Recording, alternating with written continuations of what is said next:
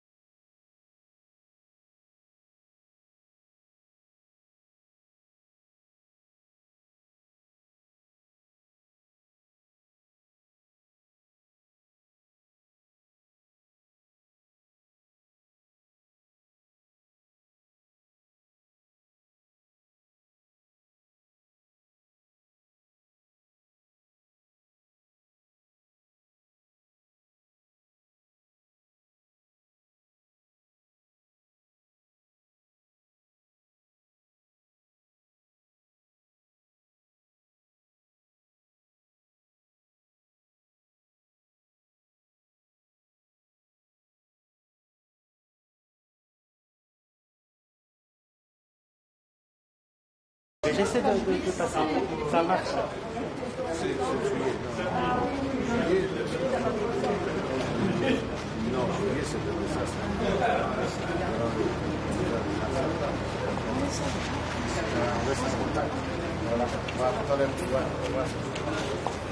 Buongiorno, che piacere incontrarvi. Come va? Molto bene.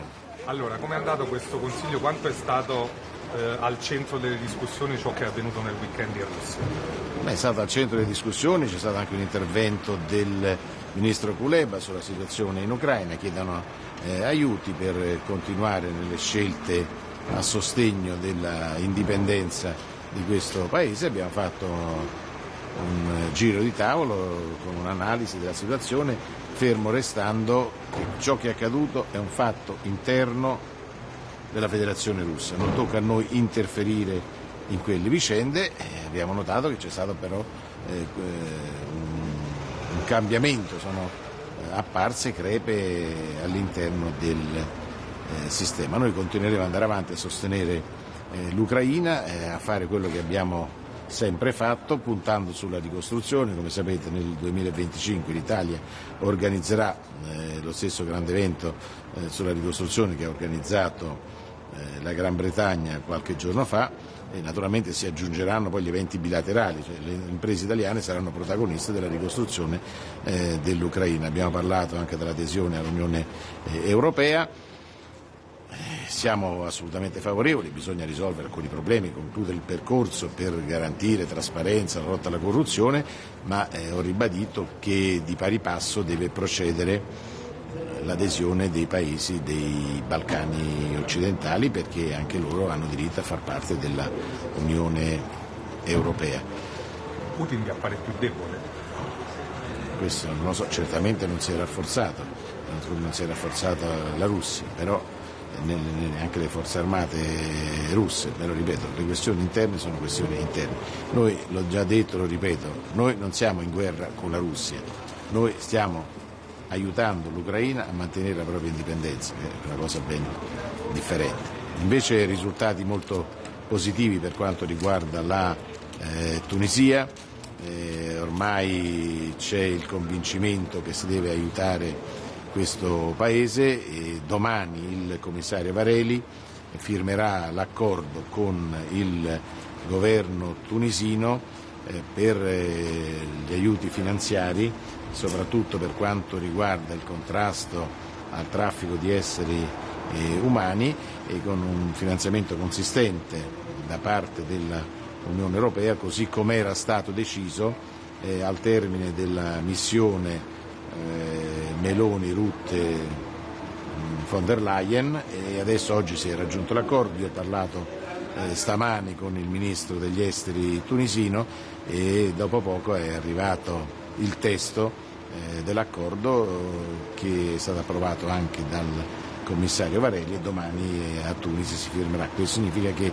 arriverà la prima tranche di finanziamenti comunitari alla Tunisia. Si è parlato anche di quello che si può fare con il Fondo monetario, abbiamo notato una certa flessibilità da parte del Fondo monetario come Italia, nel colloquio che ho avuto con la Georgieva. Adesso aspettiamo la proposta del governo tunisino, però questo va nella giusta direzione. È una delle due.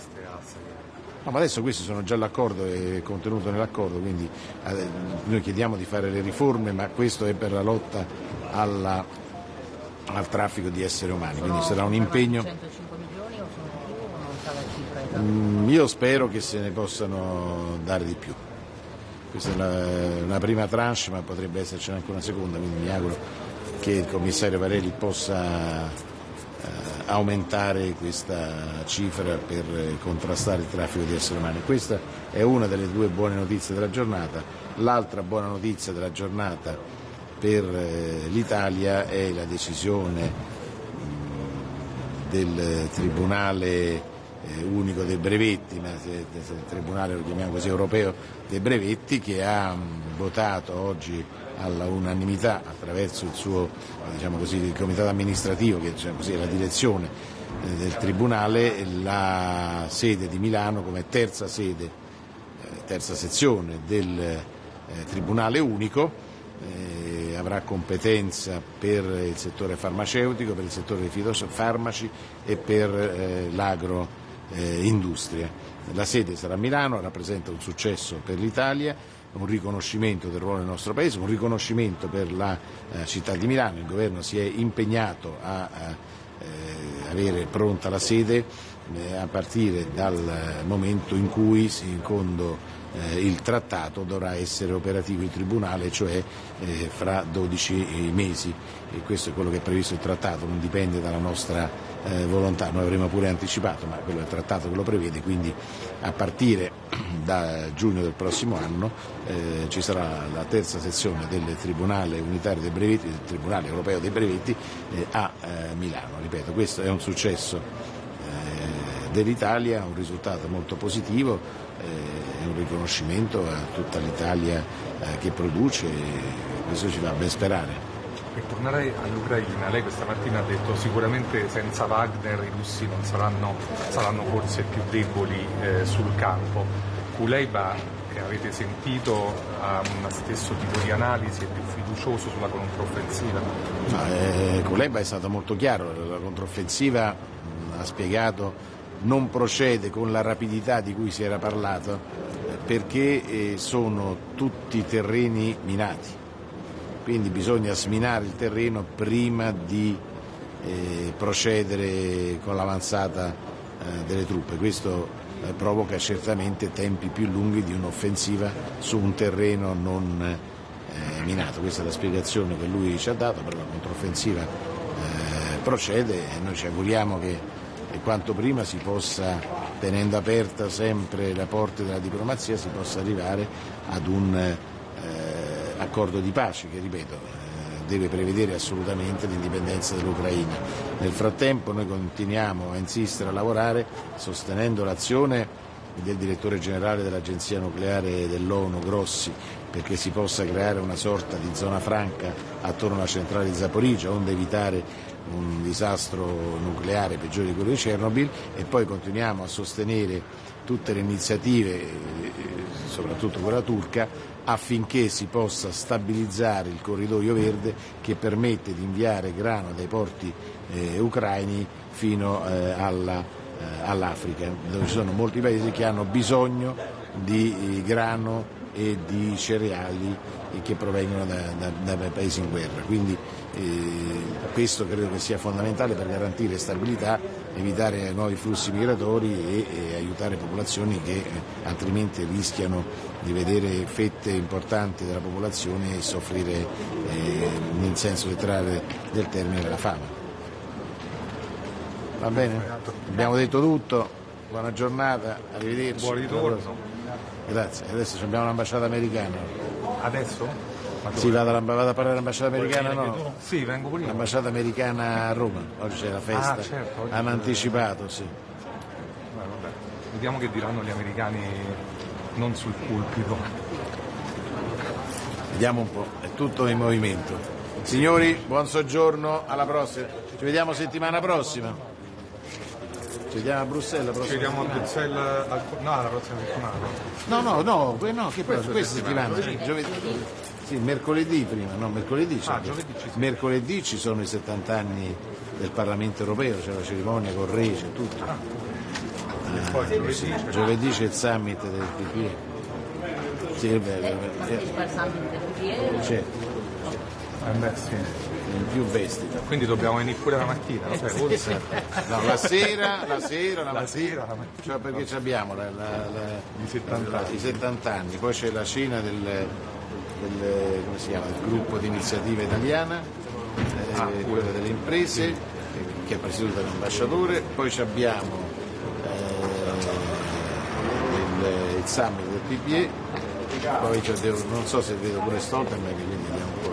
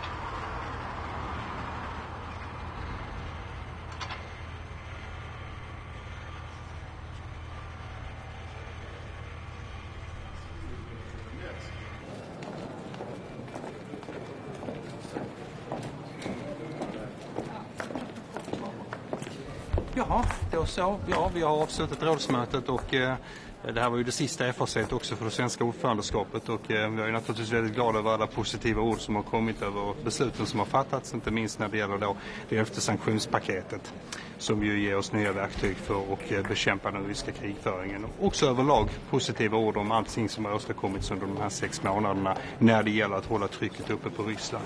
Det känns väldigt bra att vi avslutar i den andan. Nytt möte i nästa vecka i Bryssel med dig och Turkiets utrikesminister. Har du fått några nya signaler? Vad händer på det här mötet? Ja, jag kan ju inte bekräfta vilken plats som det här mötet kommer att avhållas på, men däremot är det ju så att det har redan sagts tidigare att det skulle avhållas nya diskussioner och nu har generalsekreteraren för NATO Jens Stoltenberg tagit initiativ till nya möten och vem som kommer att medverka kan jag inte gå in på här nu, men skulle det komma en inbjudan till mig som utrikesminister kommer jag självfallet att ställa upp. Har du fått några nya signaler om att du kan förvänta dig att det har skett framsteg?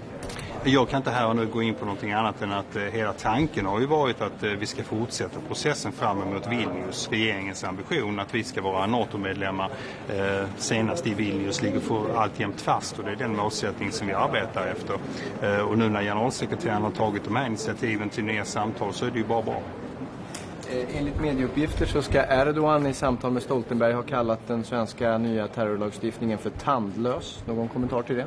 Nej, det har jag inte, därför att i det här läget så är det inte så mycket vad som snurrar runt i media som är intressant, utan det är mer det faktum att vi från Sveriges sida vet ju att vi har gjort det som ankom på oss i förhållande till memorandumet som ingicks i Madrid förra året, och det är så vi har sett på saken. Men vi har också varit öppna naturligtvis för nya samtal och generalsekreterarens ambition att det ska föras nya samtal i den trilaterala kretsen inom ramen för The Permanent Joint Mechanism med Turkiet, Sverige och Finland är någonting som vi välkomnar naturligtvis. I och med det här beskedet från Stoltenberg idag, lever drömmen om Vilnius? Vi har aldrig någonsin från regeringens sida avvikit från den inslagna linjen, nämligen att vi ska bli medlemmar i NATO så fort som möjligt, och Vilnius är en viktig kontrollstation där den här möjligheten finns. Så vår ambition är att vi ska vara medlemmar till Vilnius, ja. Stoltenberg var ganska tydlig annars med att det är på utrikesministernivå med underrättelsechef, chef för nationella säkerhetsråd och sånt. Men de uppgifterna har inte nått er ännu då i så fall, eller? Det är ju så att jag har alltid för vana att avvakta med att tacka ja till inbjudningar innan de faktiskt ligger på bordet. Men om man tittar annars, om vi lämnar det för ett ögonblick, det som hände i Ryssland nu under helgen, nu har ni träffat du och dina kollegor här. Hur oroliga är ni med tanke på Ryssland som världens största kärnvapenmakt, att det är ett instabilt läge? Vi är från EUs sida väldigt noggranna med att följa det som händer i Ryssland med alla de upptänkliga metoder som vi har, inte minst informationsutbyte mellan medlemsstaterna. Och självklart är det precis som du säger så att läget är väldigt volatilt, men det är ett resultat av att det äger rum ett storkrig i Europas närområde. Och det har det gjort nu mer än ett års tid. Vi är inte mer oroliga nu än vad vi var tidigare, men däremot är ju den interna utvecklingen i Ryssland någonting som vi har ögonen på. Detta är trots allt ändå en inrikespolitisk situation som har uppstått i Ryssland och en inrikespolitisk angelägenhet. För EU handlar det om att stödja Ukraina i dess kamp för att säkerställa sin suveränitet och återställa sin territoriella integritet. Och det är där fokuset ligger, och det är också, framkommer också väldigt tydligt under utrikesministermötet här i Luxemburg idag att EUs medlemsstater ser det på det viset. Dmytro Kuleba, den ukrainska utrikesministern, talade till Eva, sa han, på distans. Ja, Dmytro Kuleba upprepade naturligtvis de synpunkter som Ukraina har, det vill säga behovet av fortsatt stöd, en önskan om politisk och militär uppbackning från EUs sida, kort sagt alla de saker som det svenska ordförandeskapet oupphörligt har stått för under de här 6 månaderna som vi har deltagit i rollen som ordförandeland i EU. Så det var en bekräftelse i det avseendet, samtidigt som det självklart också var en begäran om ännu mer stöd, och det är vi beredda att ställa upp på och verka för, oavsett om vi är ordförandeland i EU eller inte. Vi kan ta de internationella, om ni inte har en till sista fråga. Nej, då kör vi. Bra.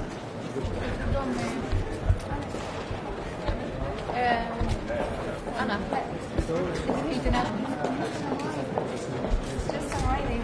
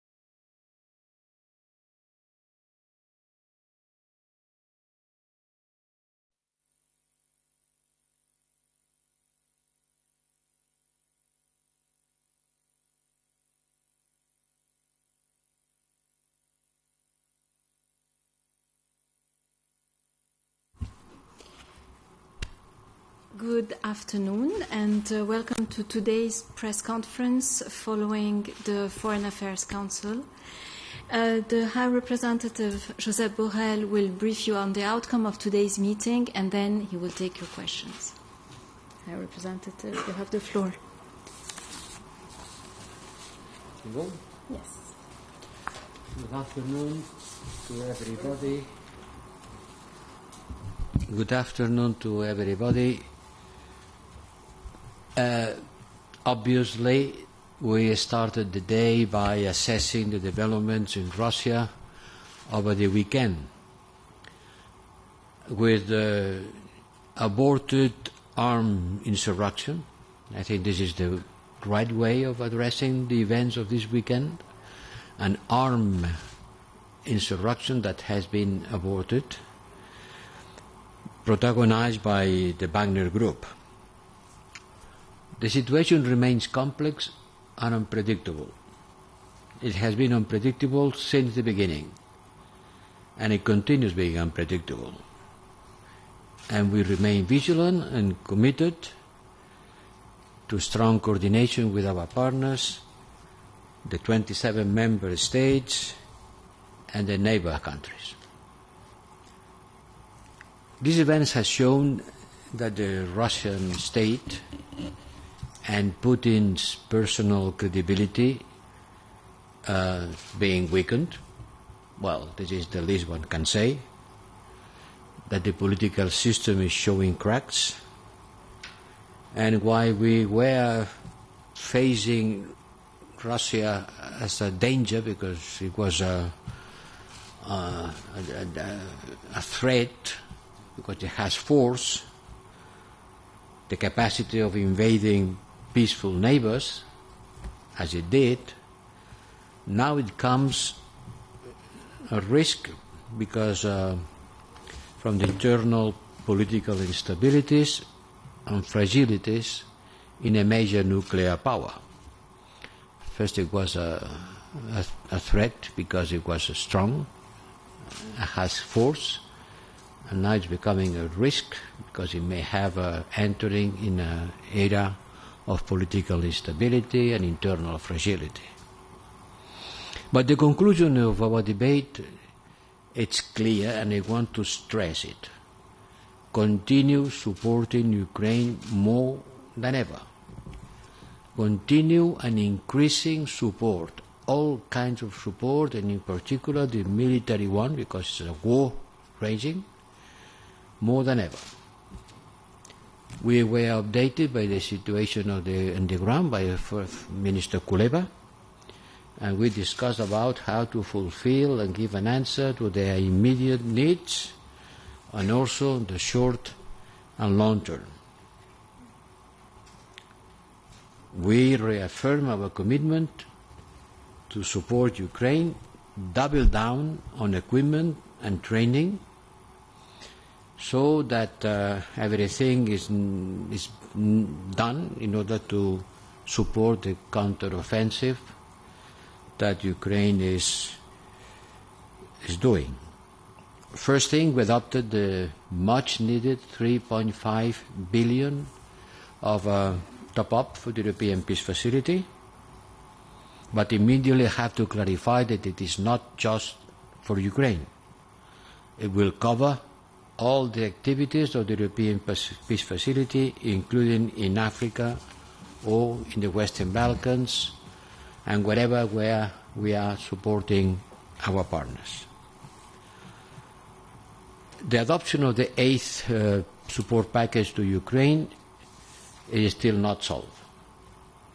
I will engage personally with everybody in order to try to solve it as soon as possible, because this support package to Ukraine remains vital. Good news from the military assistance mission. Already 24,000 Ukrainian soldiers has been trained by this mission, and certainly the target of 30,000 by the end of the year will be well before the end of the year reached. So our support is clear, and in the long term also is clear. We will play our role on contributing to security assurances in the long term, to help Ukraine to defend itself, to deter potential future acts of aggression, and resist destabilization efforts.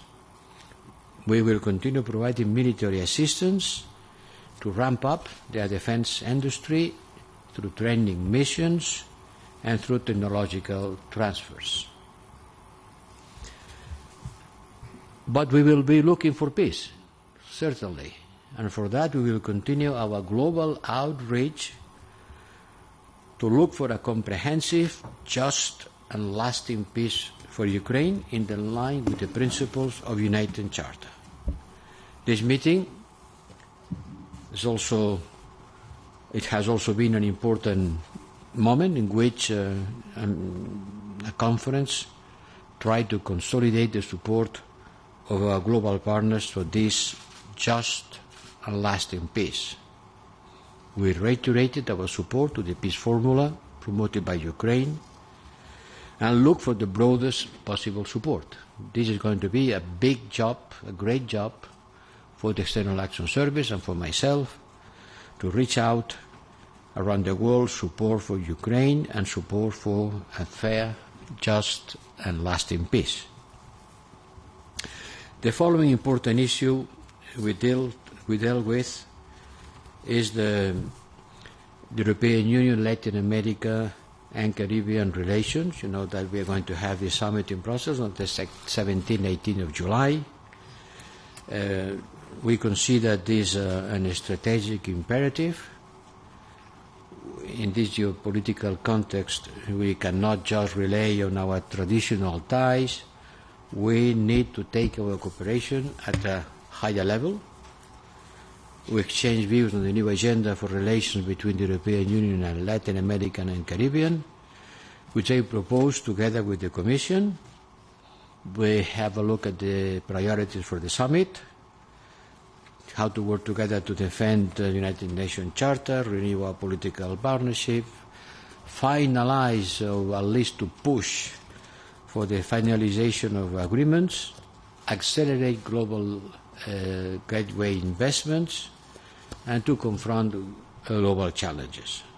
Green and digital transition, but to fight against inequalities, to fight against the drug trafficking, to fight against the high levels of violence on the Latin American societies, to contribute to their sustainable development, and to review the international financial architecture. We will institutionalize a regular and a structured bi-regional dialogue to ensure the follow-up and implementation of the summit deliverables. Then we held our annual discussion on digital diplomacy, adopted Council conclusions.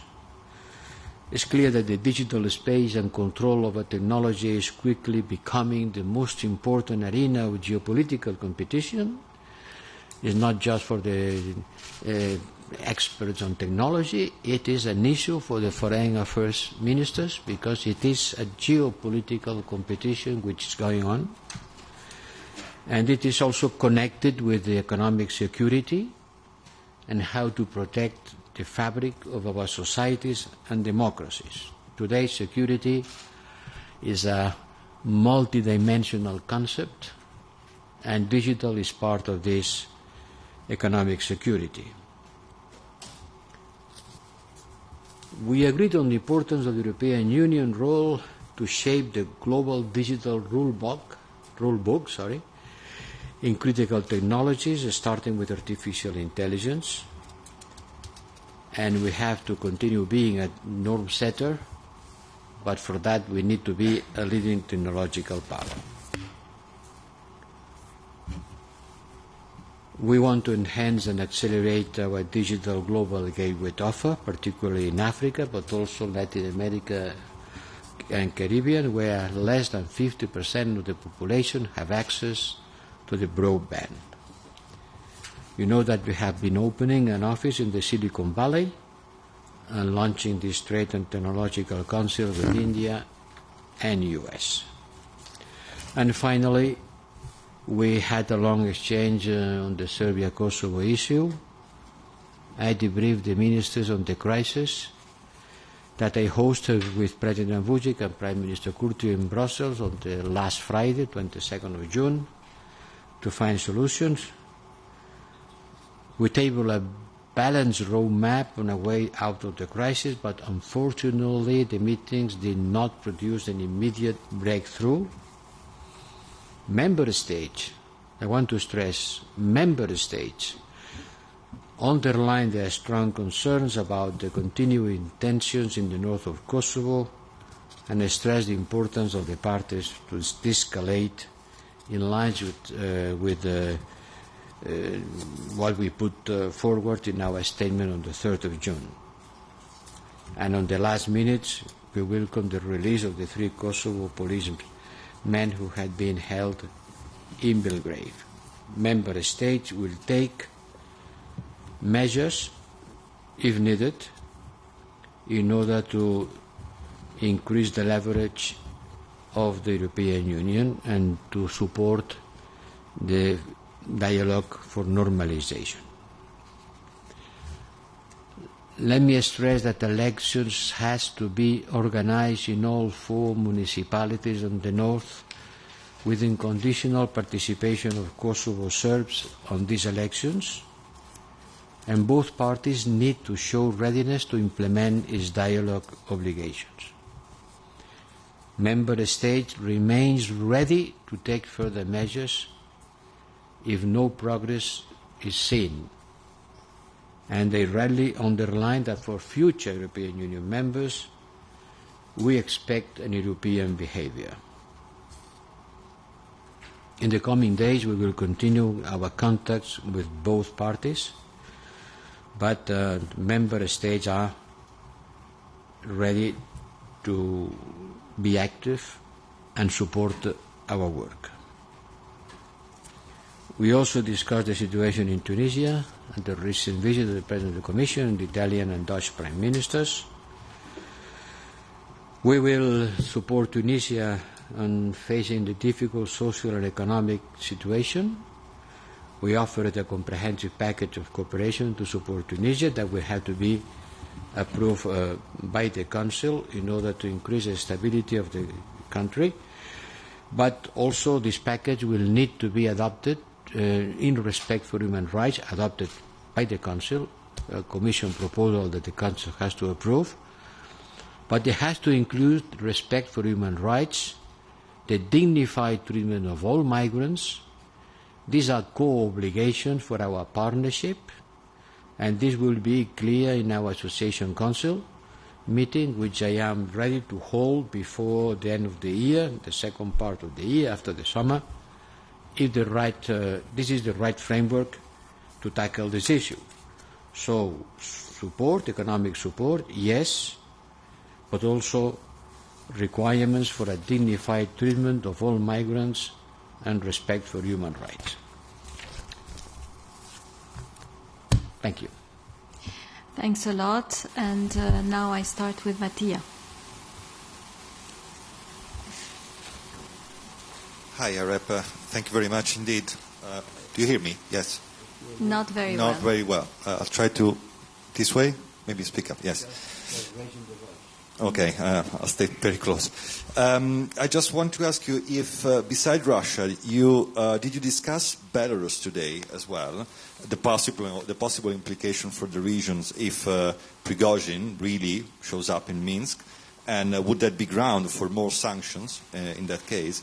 And secondly, when you say you're ready to double down on equipment and training, does that mean that the training mission could be perhaps be extended beyond the 30,000 target? Thank you. To the second question, the answer is certainly yes. As I said, even after the end of the war, we will have to continue supporting Ukraine in order to develop their defense capabilities, both industrial and military. So it is a long-term endeavor. The mission is reaching very quickly the initial objectives, but the war continues and we will continue and increasing our support to the Ukrainian army from this point of view and others. No, to tell the truth, well, we haven't been taking very much into consideration where is the head of the Wagner group. No, this issue has not been. Alexandra?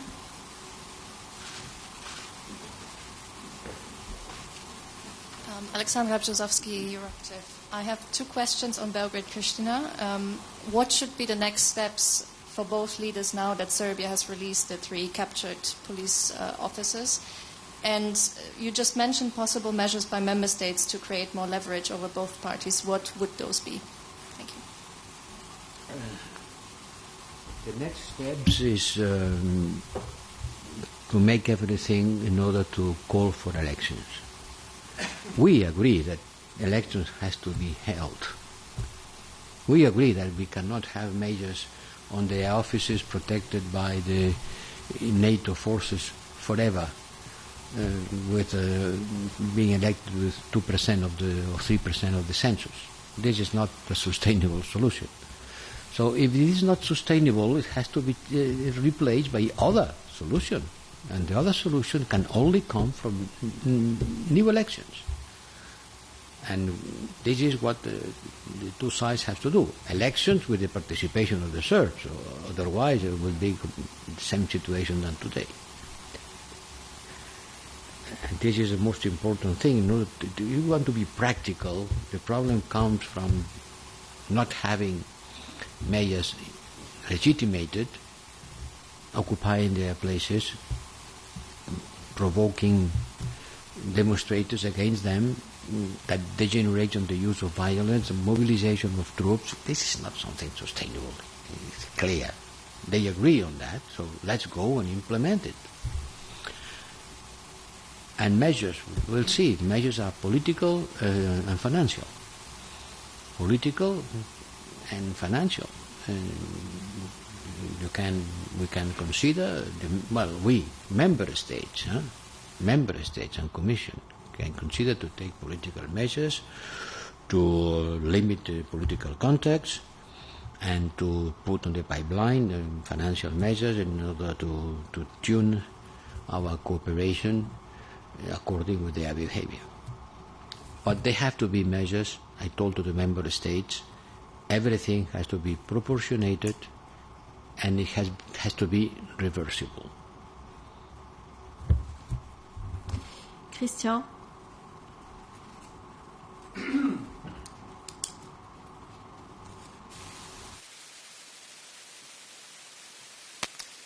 Oui, ça marche. Ça marche? Ok.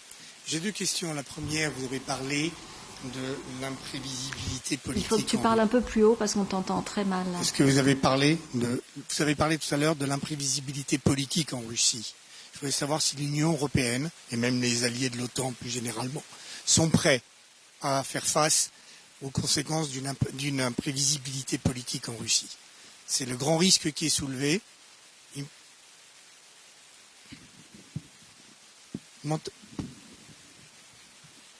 Est-ce que vous m'entendez là maintenant? Ok.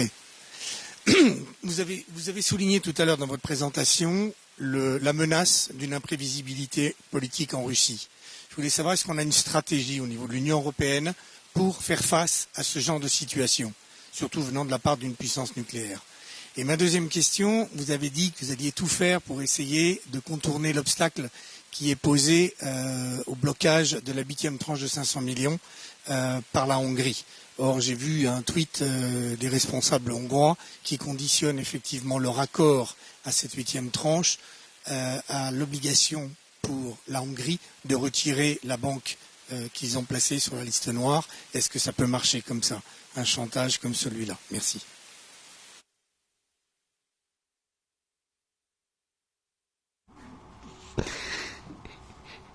Vous me demandez si on a déjà une stratégie pour faire face à une situation d'instabilité politique en Russie. Ben, écoutez, ça prend du temps, faire une stratégie pour faire face à une situation pareille, non? On va y travailler, on va tout le monde va commencer à faire des analyses sur les possibles scénarios de qu'est-ce qui peut se passer, mais évidemment, en 24 heures, on ne bâtit pas une stratégie. C'est tout simplement, et c'est évident que maintenant, la vision que nous avons de la Russie est tout à fait différente. C'est pas seulement une menace parce qu'elle a la capacité militaire, elle a montré la capacité militaire de provoquer une guerre, mais c'est aussi une question de son architecture politique interne. C'est une affaire interne. Nous, on n'y est pour rien dans cette affaire. Mais évidemment, les causes et les conséquences, il faudra bien y faire face. Mais j'insiste, nous, on n'a rien à voir avec ça. On ne peut pas donner aucune excuse ni raison pour faire croire à l'opinion publique russe que nous avons participé dans cet événement, qui nous ont pris par surprise, pour dire la vérité. Mais évidemment, il faudra faire face et faire des analyses, des scénarios possibles et avoir la capacité de prévoir des réponses. Mais ça, on ne le fait pas en 24 heures. Et pour le reste, oui, je suis vraiment désolé que la 8e tranche soit encore sans accord. Je vais continuer à travailler avec l'Hongrie et l'Ukraine pour voir de quelle manière on peut arriver à une solution qui débloque cette situation lamentable.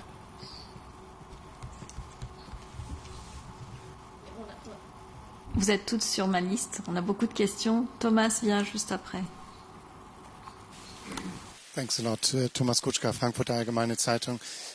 It's on the top-up of 3 billion euro for the European Peace Facility.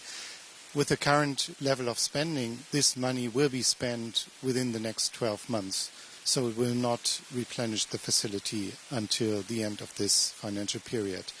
I know it's a special facility that's not part of the regular budget, but Member States have started discussing the revision of the MFF. So in the context of this, do you intend to propose a larger sum to make sure there is enough money for the tasks ahead, and what kind of sum would be necessary for the next years until 2027? Thank you. Justement pour ça, because it's not part of the European Union budget, et la discussion, and the discussion on the European budget will be quite difficult.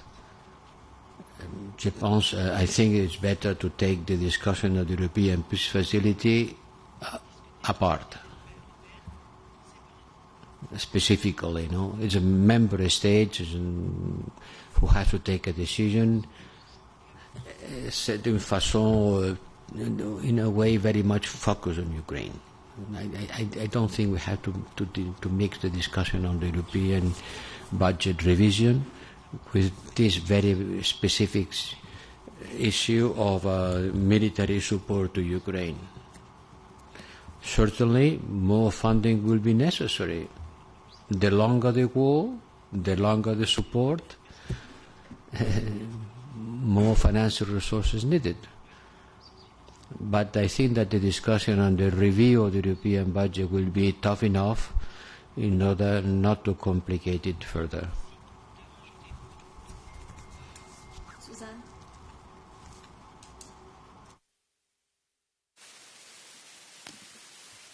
Hi, Suzanne Lynch from Politico. Just to follow up on the Kosovo-Serbia issue, you've said, High Representative, a few times, you've mentioned member states being behind these policies. But could you clarify, in what way are the member states being consulted about this? I mean, you said again there could be financial penalties, that would involve withholding money from Kosovo. That's quite a serious move. Is it at PSC ambassador level, or in what way will that decision, the next decisions on possible measures, be taken? Je n'ai pas utilisé le mot sanction. Je n'ai pas utilisé le mot sanction, je dis tout simplement qu'il y avait des mesures à prendre. Et les mesures seront prises par les États membres, qui sont les seuls qui peuvent le faire. Et ces mesures-là, évidemment, vont toucher les aspects économiques de nos rapports et les aspects politiques. Comment on va le faire? On a des organes, on a des moyens. On travaille de façon très structurée ici. À partir de demain, les PSI va commencer à se pencher sur quelles mesures pourrait-on prendre au cas où finalement on n'arrivait pas à un accord pour convoquer de nouvelles élections.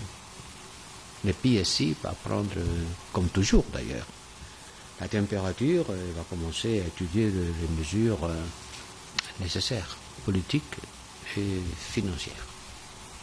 Philippe?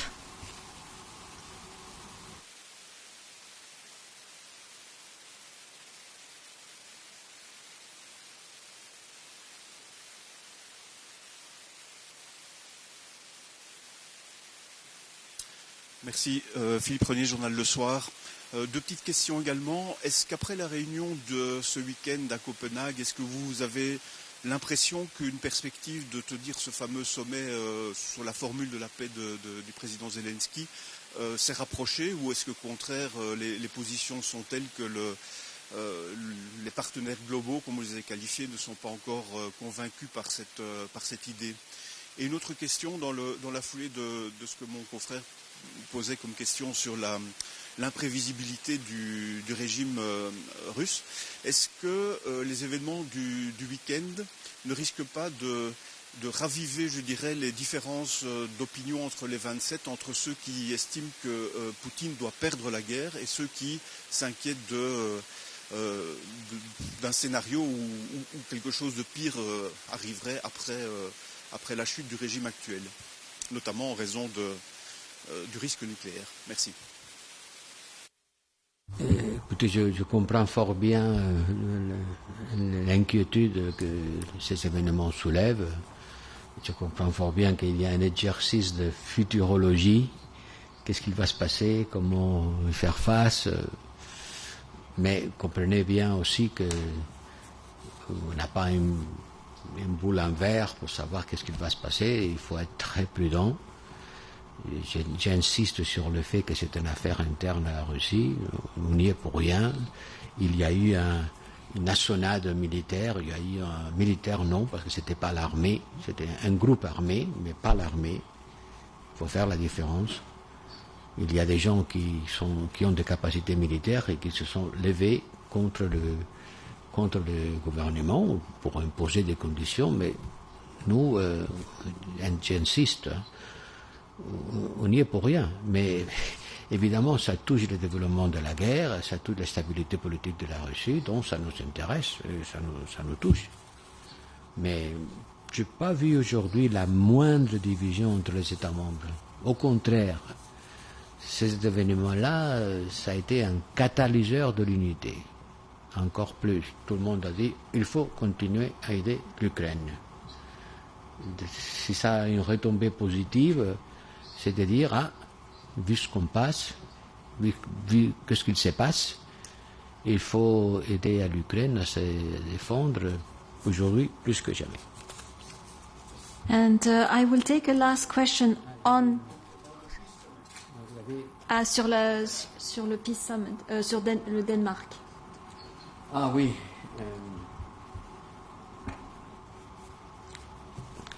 Sans doute plus de travail est nécessaire. Je pense que c'est la Peace Formula qui est présentée par le président Zelensky a la volonté d'être une proposition ouverte avec un caractère universel. Elle est basée sur les principes des Nations Unies. Elle répond tout à fait à ce qu'on a voté aux Nations Unies. Mais il faut entrer dans les détails opérationnels. Et pour ça, je pense qu'il faut continuer à travailler. C'est le premier pas, c'est bien, c'est important que les pays qui ont voté de différentes façons aux Nations Unies, mais pratiquement la majorité en condamnant l'agression russe, se réunissent pour voir de quelle manière on peut avancer dans la recherche de la paix. Mais évidemment, il faudra continuer à y travailler. Et le rôle du service d'action extérieure de l'Union européenne, j'espère que sera positif dans ce domaine.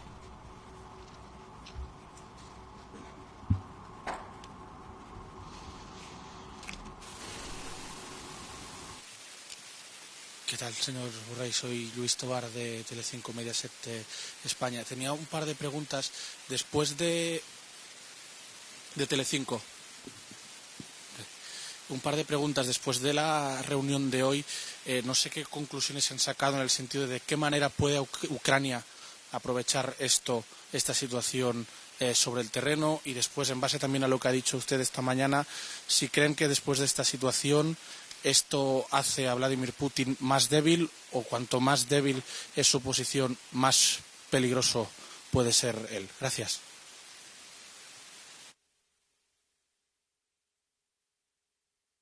Es una mera deducción lógica. Si tu adversario entra en un combate entre diferentes partes, es evidente que eso es una cosa positiva desde el punto de vista del desarrollo de las operaciones militares. Piense que de repente las tropas de Wagner han abandonado sus posiciones en el frente y se han ido a hacer otra cosa. Por lo tanto, eso para los ucranianos no puede ser sino positivo. ¿Qué va a pasar con las tropas de Wagner? ¿Van a volver? ¿Se van a integrar en el ejército ruso? Pues no lo sabemos. No lo sabemos, pero imagino que algunos se integrarán, otros no. ¿Cuál va a ser el papel de los Wagner en África? Difícilmente Rusia se puede pasar del servicio que le prestan estas unidades mercenarias en varios países africanos, ¿no? Difícilmente pueden prescindir de lo que esta gente está haciendo en República Centroafricana, en Mali y en otros sitios. Por lo tanto, nadie sabe lo que va a ocurrir, pero desde el punto de vista de las operaciones militares, si en un bando hay discordias internas, pues eso lógicamente favorece al otro, ¿no? Por la ley de la gravitación universal, pues casi diría, ¿no? Y no le puedo decir mucho más, ¿no? And this closes our press conference today. Thank you very much, and sorry for not taking more questions. But there are plenty of ladies who want to ask questions. You want to take more questions? Because I have two more ladies. One more. So I think One more. one more. Okay. Yes. Thank you very much, Teodora Vasiljevic, Reunion, Serbia. My question is again measures Belgrade and Pristina. So can you be please more precise when it comes to measures? It will be against Belgrade and Pristina, and for how long will you wait until you take further steps? Thank you very much.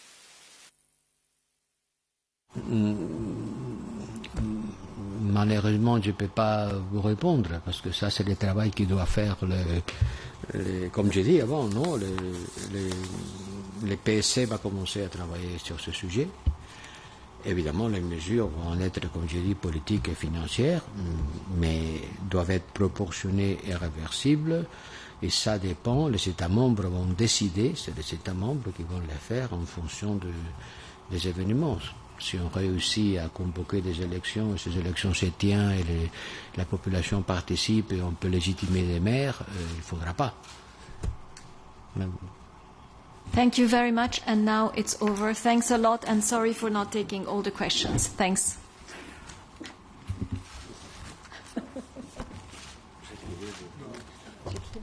J'ai essayé de...